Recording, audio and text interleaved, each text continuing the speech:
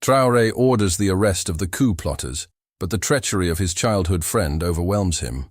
The setting sun set Ouagadougou ablaze, flooding the firmament with a reddish hue. Captain Ibrahim Traoré, the young transitional president of Burkina Faso, paced the corridors of the presidential palace with resolute steps. His face, usually imperturbable, betrayed a palpable tension this evening. His slightly slanted eyes scanned every corner, every shadowed area. "Mr. President, they are waiting for you," announced his aide-de-camp, opening the doors to the crisis room. Around the oval table were gathered his most loyal generals, those who had supported him during his rise to power in September 2022. The atmosphere was heavy, electric. Silence reigned supreme. Traoré took his seat at the head of the table and inhaled deeply. "Gentlemen, I have received information that we must address urgently," he declared in a grave voice, placing a red folder on the table. "A coup d'état is being plotted against our government." A murmur rippled through the assembly. Colonel Caboret, head of military intelligence, slid several photographs across the table. "These images were taken 3 days ago, Mr. President. Clandestine meetings, arms transfers, encrypted communications. Certain senior officers are involved." Silence fell over the room again as Traoré examined the documents one by one. His expression hardened when he recognized the names of the conspirators. "I know several of these men," he murmured. "Officers I personally promoted." He stood abruptly, slamming his hand on the table. "We act tonight. Set up a coordinated operation. I want all these men arrested before dawn. But understand me clearly," he added, sweeping the room with his gaze. "No unnecessary violence. The Burkinabe people aspire to justice, not vengeance." Colonel Caboret nodded. "And for the civilians involved, sir?" "The same. No one is above the law, no one." The hours that followed were a whirlwind of activity. Military helicopters discreetly patrolled the skies of the capital, while elite units took position around the targeted residences. At midnight sharp, the operation was launched simultaneously across the country. Dawn was barely breaking when Traoré received the first reports. The operation was a complete success. 23 officers and 11 civilians had been apprehended without a single shot fired. Weapons caches had been uncovered, compromising documents seized. A few hours later, crowds began to gather spontaneously in the streets of Ouagadougou. The news had spread like wildfire. Cheers rose. "Traoré, defender of the people. IBT, our protector." That evening, the president addressed the nation in a televised speech. "People of Burkina Faso, we have thwarted an attempt to destabilize our country. I promise you that all those responsible will be judged in accordance with our laws. No traitor will go unpunished." After his speech, Traoré returned to his office. He was exhausted, but satisfied. Colonel Caboret was waiting for him, a new report in hand. "Mr. President, we have interrogated the main suspects. One of them said something strange." "What was it?" General Ouagadougou declared. "You haven't yet discovered who is really pulling the strings." Then he refused to say more. A shiver ran down Traoré's spine. He had the unsettling feeling that something was still eluding him. "Continue the interrogations. I want to know who else is involved." Caboret hesitated. "There's something else, sir. We found this document in General Ouagadougou's residence." Traoré took the paper. It was a list of names. His gaze hurriedly scanned the document until it froze, struck by a name. A cold shiver ran through him. The sheet slipped from his hands, falling with unbearable slowness to the floor. A name, circled in accusatory red. Souleymane Caboret, his childhood comrade, his brother at heart. Ibrahim Traoré remained motionless, his eyes fixed on the name written on the paper. He seemed to hope that by staring at it intensely, the letters would miraculously rearrange to form another combination, another surname, Souleymane Caboret. Those two words echoed in his mind like a muffled reverberation, awakening a multitude of buried memories. "Mr. President, do you know this person?" asked the colonel, noticing the sudden change in Traoré's demeanor. He pulled himself together, concealing his turmoil behind a mask of resolve. "Continue the interrogations, Colonel. I need time to think." Alone in his office, he approached the window. In the distance, the lights of Ouagadougou twinkled in the nocturnal darkness. How could Suleiman be involved in this? His friend, his confidant, his brother. Images flooded back in a cascade. Two children running barefoot through the sandy alleys of Bobo Dioulasso in the Lassau neighborhood, their joyful laughter echoing against the ochre walls of the houses. The makeshift ball they shared passionately until darkness forced them to return home. Suleiman, older and stronger, protecting young Ibrahim from a gang of thugs outside school. "No one will touch my brother," Suleiman had declared that day, standing before Ibrahim like an impregnable bulwark. The years had passed, but their friendship had remained unshakable, a bond forged by time and trials. At 18, seated on the hill overlooking their hometown, they had made a solemn vow. "One day we will change this country," Ibrahim had affirmed, his eyes sparkling with ambition. "Together," Suleiman had added, gripping his hand firmly, "for justice and for the people." Then their paths diverged. Ibrahim attended university, then joined the army. Suleiman went to study abroad before returning to work in public administration. They saw each other less often, but each reunion was imbued with an intact familiarity, as if time had no hold over their relationship. After his rise to power, Traoré had naturally offered his friend a position in his government, but Suleiman had declined, claiming he wanted to stay close to the people's realities. "I'll be more useful in the field than locked in a ministry," he had justified. Traoré now shook his head, incredulous. Was this a mistake? A manipulation orchestrated to destabilize him? He called his head of security. "I want discreet surveillance on Suleiman Traoré. No arrest, no interrogation. Just information. And I don't want this matter leaked." The days that followed were agonizing. While the country celebrated the dismantling of the plot, Traoré bore the burden of this terrible suspicion alone. Reports arrived regularly at his desk. Suleiman apparently led an ordinary life. He worked at the Ministry of Development, visited his mother on Sundays, played football with the neighborhood children. Then one morning, an agent handed him a USB drive. "Mr. President, we intercepted this. It's surveillance footage from a warehouse in the industrial zone, dated 3 days before our operation against the alleged plotters." The video showed Suleiman discreetly entering a derelict building. He emerged 2 hours later, looking worried, casting anxious glances around him. "The warehouse belongs to a shell company linked to General E. Drago," the agent specified. Traoré's heart clenched painfully. Another report arrived the next day. An audio recording captured during a secret meeting. Suleiman's voice was unmistakably clear. "The system is corrupt from within," he said. "We must change everything, from the inside out. The time is near." Traoré listened to the recording on loop, scrutinizing his friend's tone for a clue, an explanation for this unthinkable betrayal. "Let it not be treachery. Let all this be a setup," he muttered under his breath, his eyes betraying deep sorrow. He could not fathom such disloyalty. Yet the damning evidence piled up inexorably. Secret meetings, incriminating recordings, suspicious bank transfers, established links with individuals now incarcerated for attempting to overthrow the government. A week after the discreet surveillance began, Traoré made a momentous decision. He had to obtain a confession, to hear the truth from Suleiman's own mouth, not as head of state, but as a friend. "Prepare a discreet vehicle," he ordered his aide-de-camp. "I will go to Bobo Dioulasso tomorrow morning alone." "But, Mr. President, this violates all security protocols," the officer protested, alarmed. "I'm not asking for your opinion, Captain. No one must be informed of this trip." The captain showed palpable hesitation. "In that case, at least allow a protection team to follow at a distance." Traoré agreed, albeit reluctantly. "Very well, but they will only intervene on my explicit orders." The next day, at the first light of dawn, a modest Peugeot discreetly left the presidential palace. Behind the wheel, dressed in a simple boubou, Ibrahim Traoré headed toward his past, and perhaps toward the most painful confrontation of his life. The road from Ouagadougou to Bobo Dioulasso rolled under the Peugeot's tires. Ibrahim Traoré drove in silence, his mind tormented by nagging questions. The austerity of the Burkinabe savanna landscape offered a stark contrast to the turmoil raging within him. After 5 hours of travel, he finally reached the outskirts of Bobo Dioulasso.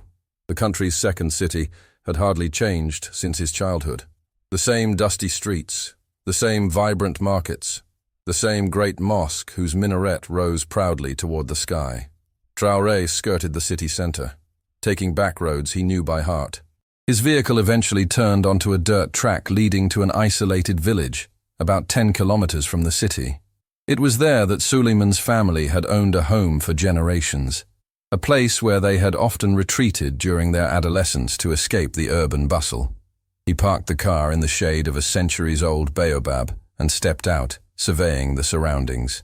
No human presence except for a few goats grazing nonchalantly on sparse grass.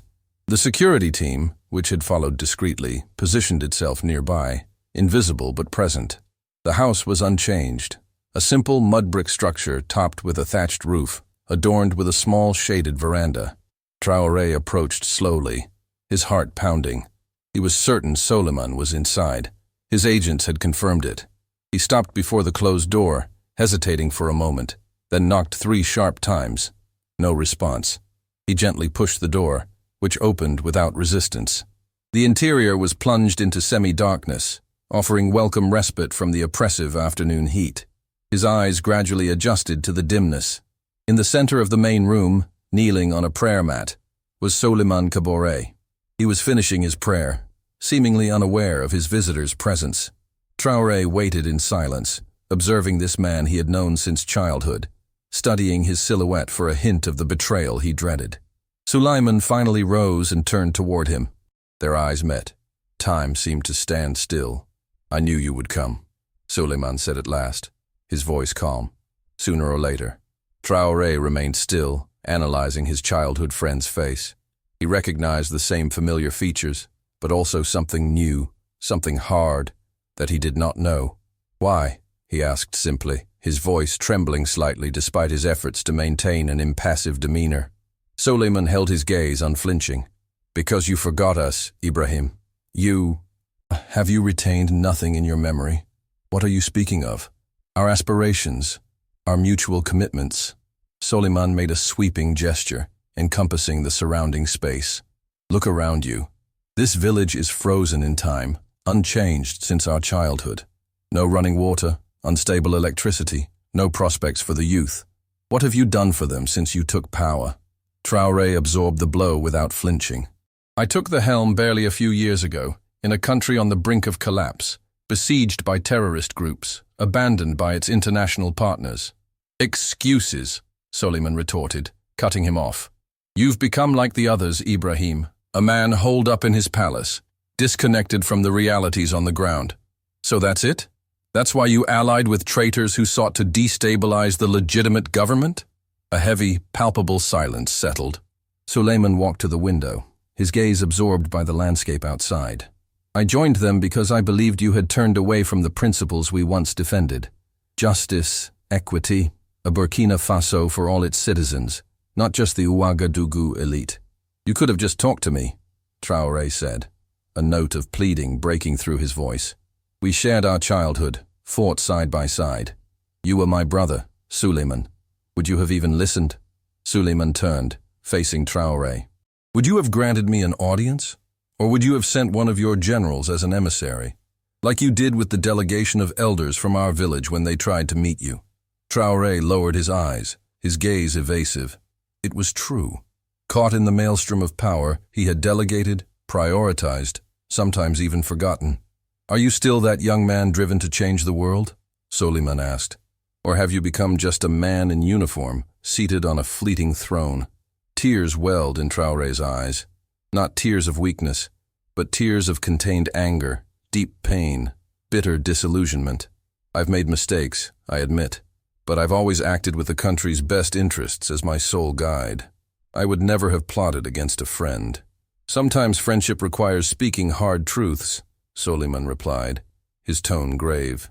"And sometimes betrayal remains betrayal, no matter the justifications one tries to give it," Traoré countered, his voice regaining some firmness. The two men stared at each other long and intensely. Each searched the other's gaze for a spark of their past friendship. "What do we do now?" Suleiman asked, finally breaking the silence. Traoré discreetly pulled out his phone and typed a brief message, sending it immediately. I do what duty demands of me, even if it breaks my heart. Footsteps echoed from outside. The door burst open and 4 soldiers in combat gear stormed into the room, their weapons drawn. Suleiman Traoré, you are under arrest for high treason and complicity in attempted coups, announced the officer commanding the unit, his voice loud and clear. Suleiman offered no resistance. He extended his wrists for the soldiers to handcuff him, never taking his eyes off Traoré's face. Silent tears now streamed down his cheeks. I'm sorry, Ibrahim, he murmured as they led him away. Left alone in the now empty house, Traoré collapsed onto a chair. He buried his face in his hands, overwhelmed by emotion. Outside, the sun began its slow descent toward the horizon, bathing the savannah in golden light, but it no longer warmed his heart. The arrest of Suleiman Traoré sent shockwaves through Burkina Faso. National and international media seized the story, headlining the friend-turned-traitor, or the fraternal betrayal. Photographs of Suleiman and Traoré from their youth circulated widely on social media, accompanied by comments split between compassion and accusation. For much of the Burkinabe population, Suleiman was a respected figure, an upright man who had tirelessly served rural communities. His involvement in a plot seemed utterly inconceivable. How could one betray one's own brother? Some wondered. Perhaps he had reasons we don't know. Others, more critical of the government, voiced their grievances. Within the presidential palace, an unusual, heavy calm had settled. Ibrahim Traoré had secluded himself in his private quarters, canceling all his engagements. Only his closest advisors were allowed to meet with him, and even then, only for the most urgent state matters. On the 3rd day after the arrest, the Minister of Justice knocked on his door. "Enter," came a weary voice. The minister found Traoré seated by a bay window, his gaze lost on the city sprawling below. A pile of unattended files littered his desk. "Mr. President, we must address the issue of the coup plotters' trial." Traoré did not respond immediately. His attention was captivated by an old photograph he clutched tightly in his hand. It showed 2 young men in military fatigues, arm in arm, smiling at the camera. "This trial must be fair," he finally said. "Transparent, open to international observers," the minister nodded, visibly uneasy. "And to ease tensions, some suggest leniency, given your shared past." Traoré set the photograph down with restrained brusqueness. "The law applies to everyone equally, without exception, even to him." After the minister left, Traoré resumed his silent vigil by the window. On his desk, an envelope caught his eye. It had arrived that morning. The trembling handwriting on the yellowed envelope betrayed the advanced age of its sender. He opened it with infinite care. "My dear Ibrahim, I write to you as the one who watched you and my grandson grow up. I will not seek to justify his actions. Betrayal remains betrayal, even when motivated by ideals. But know that he loved you like a brother, until the end. May that love, distorted by disappointment, guide your decisions and soothe your heart. Mariam Traoré."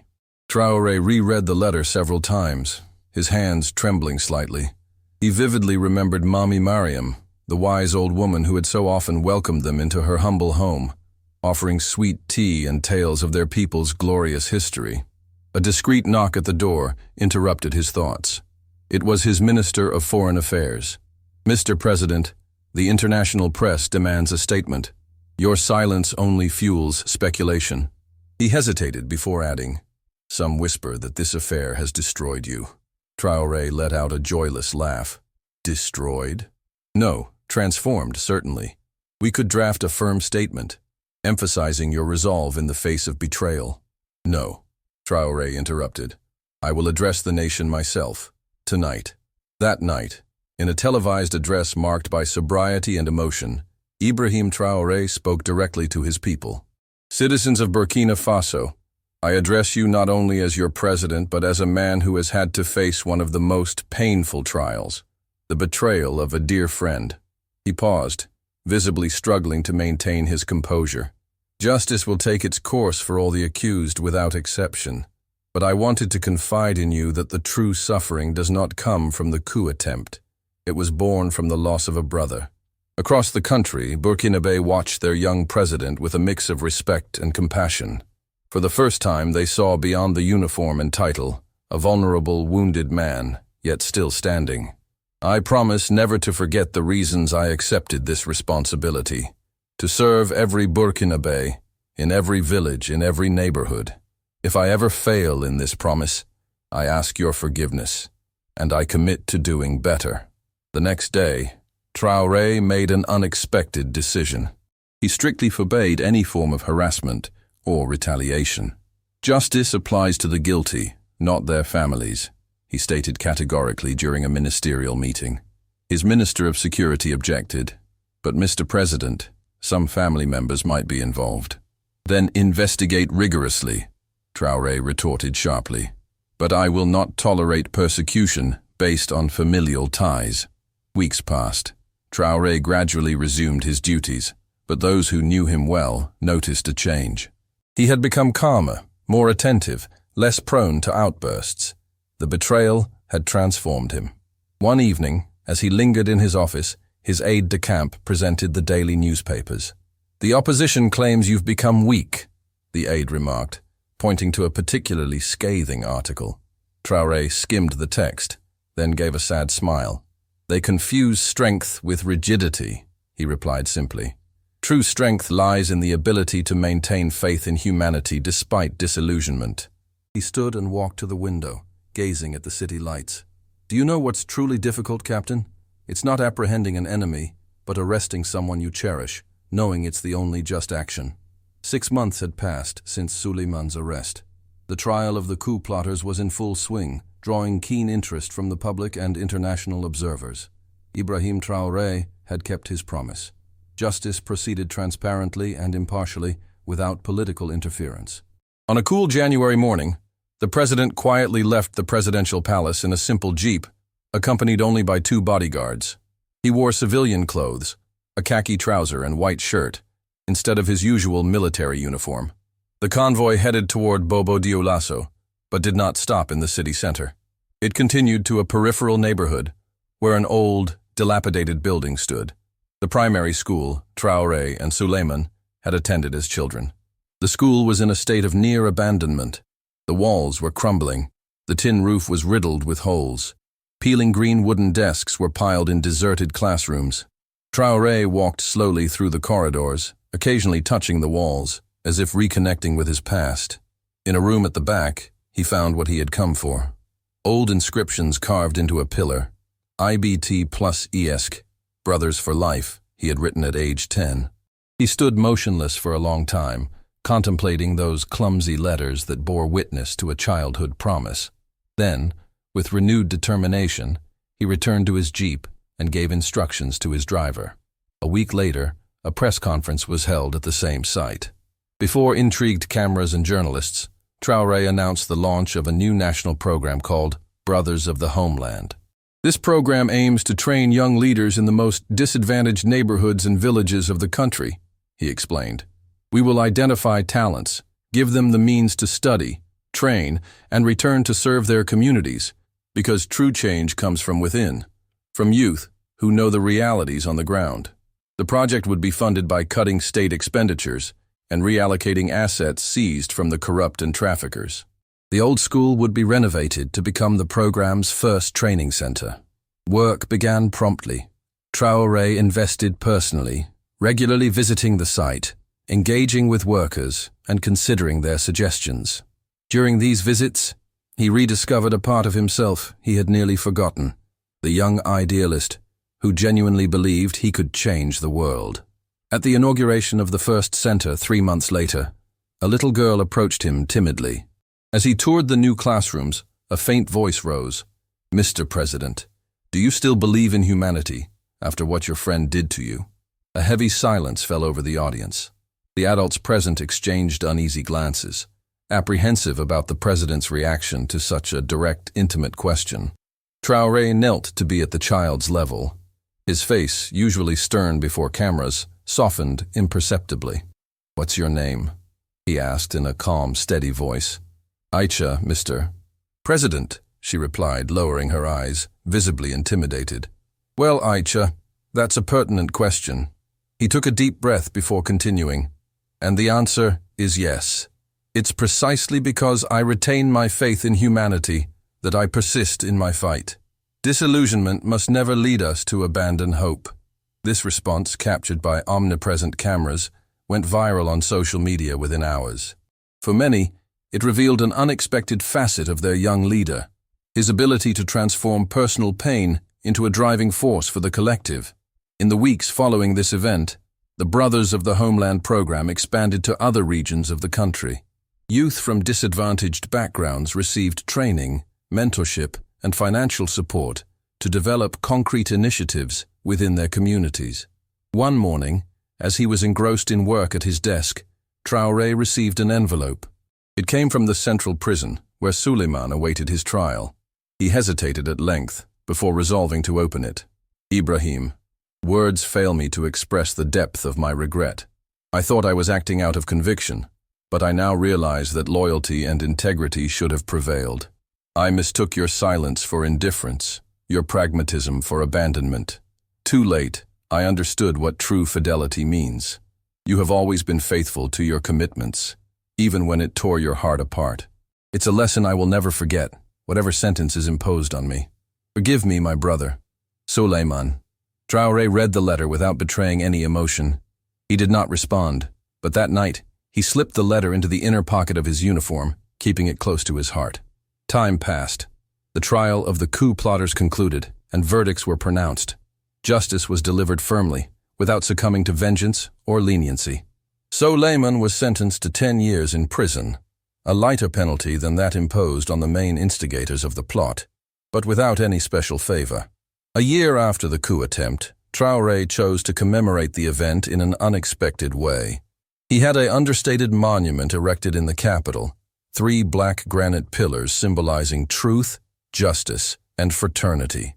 On the base, an inscription, "A nation is built on trust, but strengthened by trials."